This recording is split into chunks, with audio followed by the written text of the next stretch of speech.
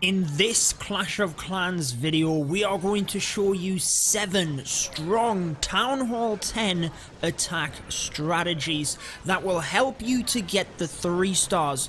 We are going to break down and give you tips and tricks for each and every one of these strategies, so you're not going to want to miss any of them, guys. Without further ado, let's get into that first attack.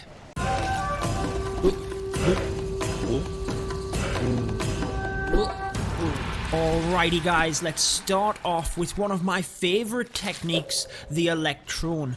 Now this is cloning your balloons to take out a section of the base, and then from there, a lava loon works incredibly well, but you can use any strategy on the back end. I have seen this used with miners, hog riders, purely does depend on the base design, but obviously in this attack, we will explain why the Lalo works. Now for the Electron, you can either send in the portion with the balloons cloned first, or just be aware that if you are sending, let's say, a Stone Slammer in, that it will target defenses, and you can control the pathing a little bit easier if you use the suicide heroes. You've seen that at the top of the base here, wiping out this section, taking out an air defense and an archer tower, but more importantly, as the slammer comes in, we can control it into this little section here. Notice how the defenses are quite clumped. That is going to be fantastic for when we rage them balloons, as you can see now, really just clearing out that area. And the E-Drag, its responsibility is purely to take down the queen. Obviously, if you can get even better value from that, that is going to be beneficial. Now, if you are new to my channel, guys, please be sure to subscribe for all of my videos. I try and break down these attacks as best as possible, and be sure to turn on that notification bell so you don't miss out on any of my videos. Now, you can see that once the Electron had cleared out this section, we really just had that small area around the side for the Lalo to come around, and really at that point you're just surgically deploying the balloons onto the defenses. The main area was this little section with the multi and the wizard tower, but you can see that once the balloons got there, even though they were in one big clump, we had a heal spell, and we also had the haste spell able to pick off that little area as well. Very nicely done here by Black Widow, but let's move on to the next attack. Okay, we're not going to mess around here, guys. Straight into the next strategy. We have 7 attack strategies for you today, so we're going to have to get through them. Toxic Joey here coming in with the next attack, and this one is the Valkyries and Bowlers. You might have seen Joey use this strategy on my channel before. It is incredibly powerful, especially if you can find a base like this one, where you can see everything is incredibly clumped together. Now, don't underestimate this. There is an incredible amount of DPS in a set area because there's defenses on top of each other. But that is where the Valkyries and Bowlers can just shred that area if you can get them into the base. So you have to work on that deep funnel. The Valkyries are incredibly hard to funnel. We've taken out this left side and right side, and then the Valkyries now aim to come through the base. Now, unfortunately, when they get deployed here, they do still walk around the base. It's not always the end of the world. As long as you can punch them into the base at some point, here they come. I did bring you guys a video recently which taught you the best techniques for getting the bowlers into the base. Many of you argued that the Valkyries were just as difficult, which they are. As you can see, for this one, they do come around, but we've got the bowlers into the middle, and look at the bounce value that they get. They're able to bounce a lot of these buildings and get through, whilst the Valkyries then punch in at the top end to get that area down. And again, if you select the correct troops for a specific base, you can kind of get away with this as well. Now, one thing about the Valkyries, which again, in that video where we discussed the pathing of bowlers, many of you said Valkyries are unpredictable once they get into the base, and you are right. That is why with a lot of these attacks, you need something else to help finish off the base, whether that be hog riders or balloons that you can surgically deploy to a defense, or in this case, we use the slammer with the loons inside, so that as soon as that slammer pops, it can spread out, take out a lot of the defenses, and we're purely just left with the queen and a couple of other troops to take out them final defenses. Now all of these attacks, guys, are by toxic rabbits. If you want to join us, be sure to join my Discord server. All of my social media platforms are down in the description, and from there you will see a channel to join Judo Sloth clans. That's where you need to head to find everything about applying to toxic rabbits. So let's move swiftly along to the next attack strategy to help you get the 3 stars.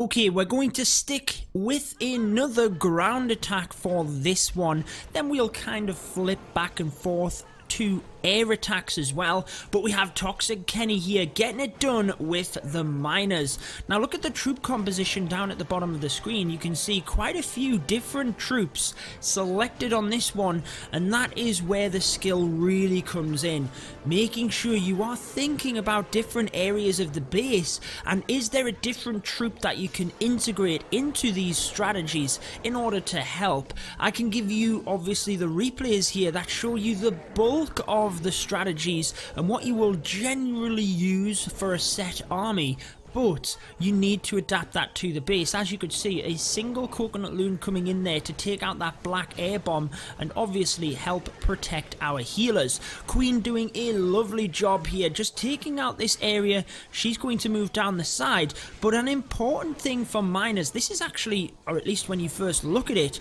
a tough base for miners because you need to control their fire through the base. But Toxic Kenny does a good job here, recognizing that the queen can actually take out all of this to allow the miners through. So even though the base is quite spread out, you can actually control the pathing of the miners through. Goes one step further, and check out this, we have 4 different channels of attack. King coming through here, miners coming through here, slammer coming through here, and the queen coming through here. I mean, that is just precision planning in my view. Very nicely done, just breaking down the base, recognizing that there's little gaps here that he can actually use to his advantage to keep the miners on course through the defenses. Now obviously the slammer, being a defense targeting troop, siege, whatever you want to call it, does actually redirect in here with the miners. Doesn't quite go straight for this multi, but honestly, if you can pick apart the base like I said, for the rest of it, you can come back to a defense. Obviously, if you can plan for that, great, but just try and work your way through the base as systematically as possible. And as you can see for this one, it worked out fantastically. But again, for the miners, in kind of, you know, wrapping that attack, you need to be able to control the miners' pathing. You want them all to work together, sweep from one side of the base to the other, heal them up. You do not want them splitting all over the place. It's just not going to be effective. But let's move right along to the next attack, and this one is going to be an air attack. Alright guys, on to the next one, and this one, whilst it looks like quite a funky looking base, it's kind of really condensed in certain areas and then spread out. You've got all of the air defense to one side, meanwhile all of the wizard towers to another. Again, defenders will actually do that to try and trick you on strategies. Let's say you use the lava loon and you come in from this side, you're losing your hounds before you even get there.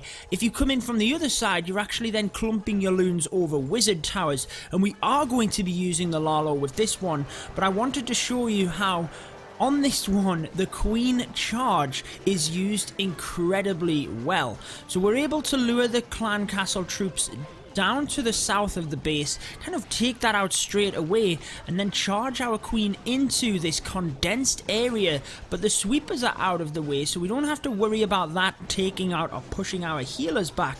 And also we're able to drive straight to the air defense. So check this out, the queen can reach this air defense before it gets in range of the healers, and we're not actually coming side on to an air defense, meaning that the healers are going to be well protected, and we can actually charge this entire area, which works very nicely. Again, you're going to see the Lalo finish off this raid, but you can select different ways of starting an attack and finishing an attack and just kind of stitch them together, whatever works best for the base. So if, like we said in this case, it works well for the healers to do a queen charge, there's no reason that you couldn't do that, and then looking at the defenses that were left up, use, let's say, Hog Riders or Miners in order to finish that up.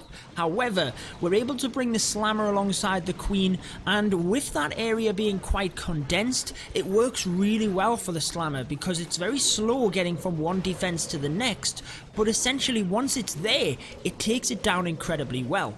We're then continuing to bring surgical loons up to the top here. Again, this right hand side is quite condensed of splash damage, so we want to be careful not to bunch up too many of the balloons, and that's where the surgical deployment comes in here. And I really like the use of this heal spell. Do not forget about the heal for Lalo, guys. If your loons are going to clump, which they will as you get towards the end of an attack, they're going to clump up. If there's a lot of splash damage there, consider the heal, just to give them that boost, help them get through that area. And as you can see, putting them loons back to full health means that they're able to wipe that area despite the splash damage and take down the base for the 3 stars. But let's move on to the next strategy.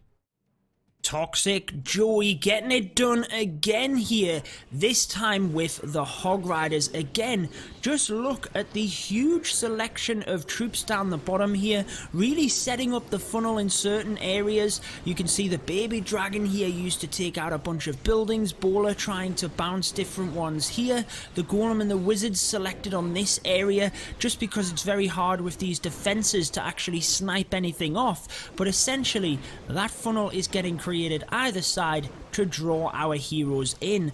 Now this area in the top here has got a lot of buildings in. Often if there's only one building, you've got to be careful that if you snipe that off, your troops then aren't drawn in because there's nothing there. However, in this case, clearly we know the buildings were there and we're going to take some time before we got in there, and our heroes did the job. The clan castle troops are going down, the queen is going down, all major things there for the Hog Riders. But again, with the Hog Riders, with the Lalo, with so many of these attacks, pathing is so critical, especially with the defense targeting troops, because then you can control where they go.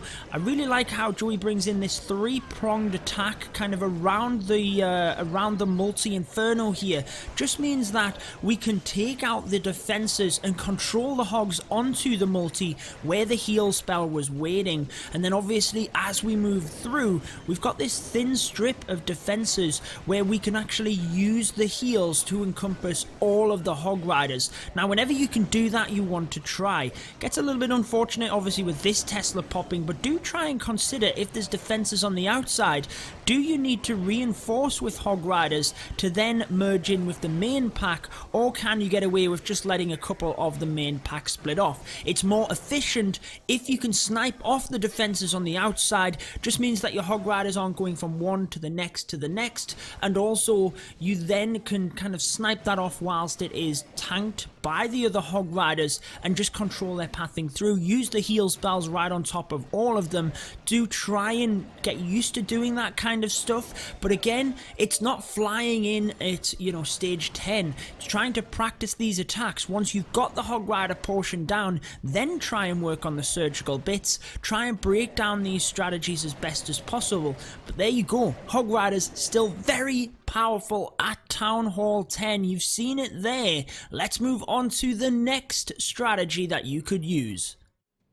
Here we go, guys, the Bowlers and Witches. Now this is one of the best strategies for Town Hall 10 right now. In fact, the best strategy I would say is the Frozen Witch, which I guess this is a variation of. The Witches now being level 3 at Town Hall 10 are super powerful, especially if you can use a Wrecker to get through the base. You want to try and access both of the Inferno Towers with with that.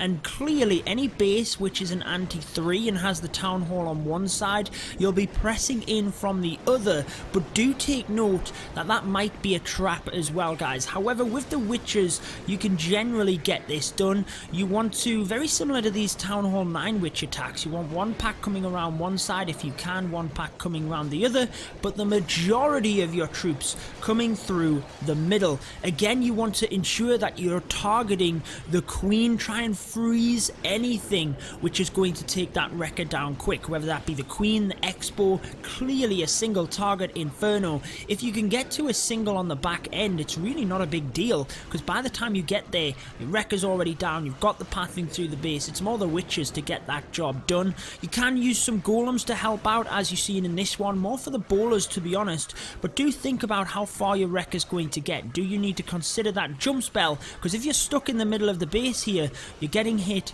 from each and every angle, and you will be surprised at how quickly your troops will go down.